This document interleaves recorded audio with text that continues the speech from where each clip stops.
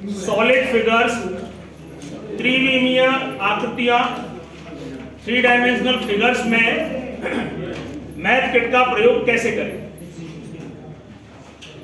एक दो कंटेंट को मैं आपको बताने का प्रयास कर रहा हूं, उसके आधार पर आप अपने हिसाब से कर सकते हैं। देखिए, एक सवाल है और आपकी किताब में भी है कि एक गड्ढा है, ये मैंने गड्ढा बना लिया, एक गड्ढा है, कुआं है, जो भी है, और गड्ढे का शेप जो है वो कैसा है, क्यूबॉइड के आकार का। जो अंदर गड्ढा जो बनेगा, ये गड्ढा है, मतलब अभी फिलहाल मान लीजिए कि यह गड्ढा इस तरह से भरा हुआ है। आप जो रंगीन दिख रहे हैं, आप उसे थोड़ी देर के लिए मिट्टी मान लीजिए। आपके किताब में एक सवाल है कि एक गड्ढा खोदना है, एक गड्ढा खोदना है जिसकी लंबाई 2 मीटर मान लीजिए, या सेंटीमीटर, जैसा भी आप उसे समझे। मेरे पास 1-1 सेंटीमीटर के क्यूब है, तो मैं ये मान लेता हूं कि मैं एक गड्ढा खोद रहा हूं जिसकी गहराई 3 सेंटीमीटर, चौड़ाई 2 सेंटीमीटर, और मतलब लंबाई 2, चौड़ाई 2 और गहराई 3। लंबाई 2, चौड़ाई 2 और गहराई 3। प्रश्न है कि इसमें से खुदने के बाद कितनी मिट्टी निकलेगी।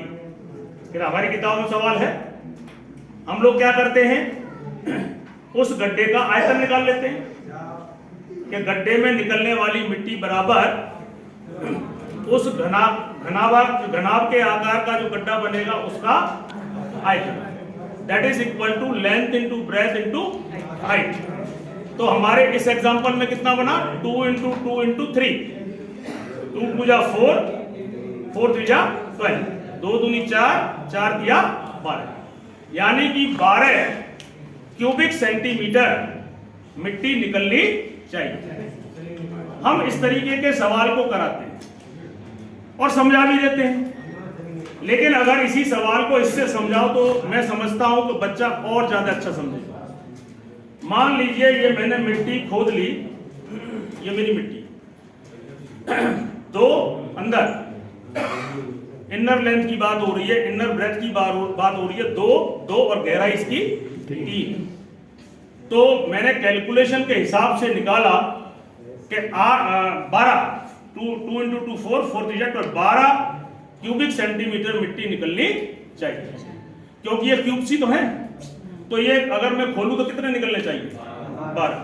ये आपके पास 3 और 2 5, 5 और 1 6, 6 और 3 9, 9 और 3। तो बच्चे को कहीं ना, अब बच्चे का प्रश्न उठता है कि क्यूबिक सेंटीमीटर क्या होता है। तो आप बता सकते हो कि मिट्टी का एक ऐसा ढेर या मिट्टी का ऐसा ढेर जिसकी सभी तरफ लंबाई, चौड़ाई और ऊंचाई 1 हो, तो यह आपका 1 क्यूबिक सेंटीमीटर होगा। यदि आपका गड्ढा बड़ा है, मान लो मैं इसी को मीटर में कन्वर्ट कर देता, तो 2 मीटर लंबा, 2 मीटर चौड़ा और 3 मीटर गहरा, ऐसी स्थिति में मेरे पास 12 मीटर क्यूब मिट्टी निकलती है। और यह 1 मीटर क्यूब, मतलब ये ढेर जो है 1 मीटर इधर, 1 मीटर इधर और 1 मीटर चौड़ा। इस तरह के अगर मैं 1 मीटर के ढेर बनाऊं तो वो 12 ढेर जो है आप उस मिट्टी में से बना सकते हैं। आप देखिए, अगले क्रम में कोशिश करता हूं आपको, तो इस तरह से, क्योंकि इसको बनाने में टाइम लग रहा है, आप और भी चीज बना सकते हैं। जैसे मैं आपको एग्जांपल बताऊं,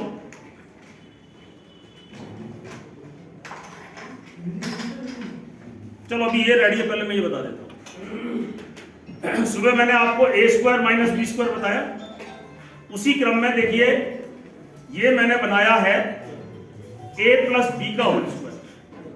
थोड़ा आप कॉपी पे लिखते जाएं जिससे मैं भी भूलूं नहीं। आइडेंटिटी लिख लीजिए पहले, a plus b whole square क्या होगा आपका, a² plus 2ab plus b²।